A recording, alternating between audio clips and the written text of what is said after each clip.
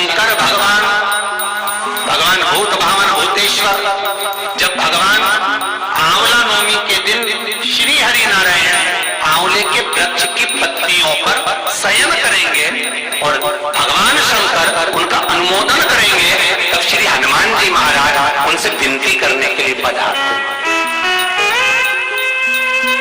33 करोड़ देवता भगवान विष्णु जब शयन से उठते हैं, देवसोनी एकादशी को जब भगवान उठेंगे, नेत्र खोलेंगे, तो प्रथम दर्शन भगवान विष्णु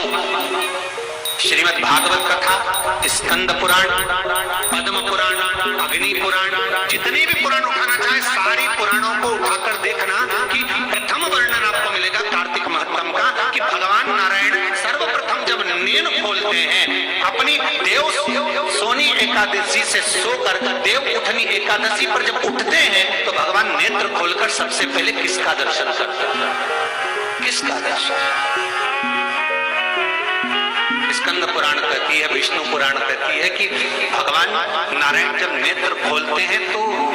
खुद की अर्धांगिनी लक्ष्मी भी महाराज पर अपने ही मुख से भगवान श्री हरि का गुणगान नहीं गाते, डमरू का नाद कि स्कंद पुराण में कार्तिकेय के पावन चरित्र में स्कंद पुराण में स्पष्ट किया गया, और कल्याण का कार्तिक खंड पढ़िएगा कभी योग लगे तो, गीता प्रेस गोरखपुर का कार्तिक खंड पढ़िएगा, आप पढ़ेंगे तो उसमें मिलेगा आपको कि आंवला नवमी के दिन आंवले के पेड़ के नीचे घी का दिया लगाकर मध्याह्न से पहले, दोपहर के 12 बजे से पहले आंवले के पेड़ के नीचे आंवला नवमी के दिन कार्तिक के महीने में स्कंद पुराण कहती है, जो घी का दिया लगाकर पूजन कर कर अपना पल्लू पसार कर आंवले के वृक्ष की डाली में से उस पे लगी हुई थोड़ी सी छाल को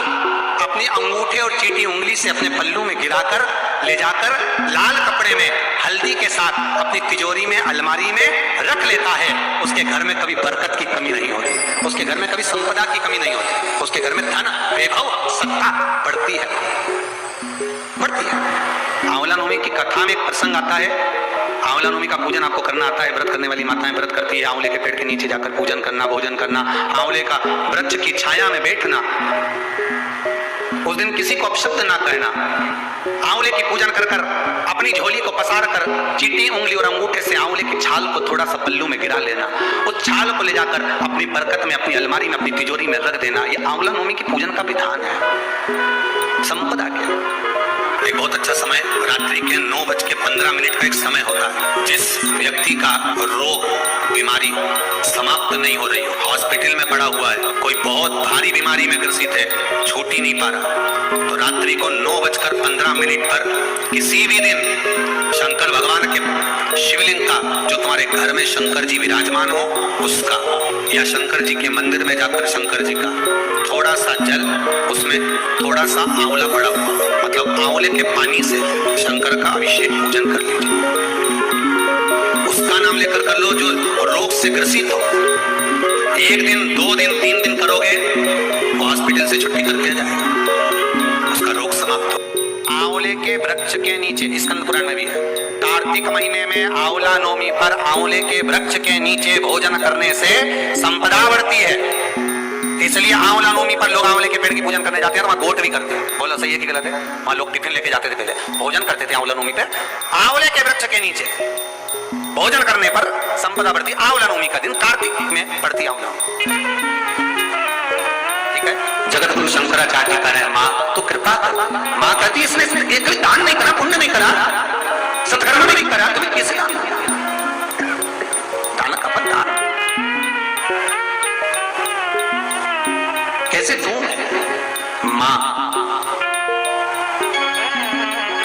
पूर्व में मान लो इसने जितने जन्म लिए, उस जन्म में अगर कोई दान नहीं दिया, तो आज आंवला नवमी के दिन आज तो दान दिया है। लक्ष्मी जी बोलती है, जो अभी करेगा इसका फल तो भी कहते हैं, मां मैं आपसे केवल इतना सा मांगना चाहता हूं, इस कली काल में आप मुझे वर दे दो कि एक दिन ऐसा हो आंवला दिया जाता है उसका फल जीते जी ही मिल जाए। बस इतनी कृपा कर। जगतगुरु शंकराचार्य जी के शब्द देखिए, गौदान करा उसका फल बाद में मिलेगा,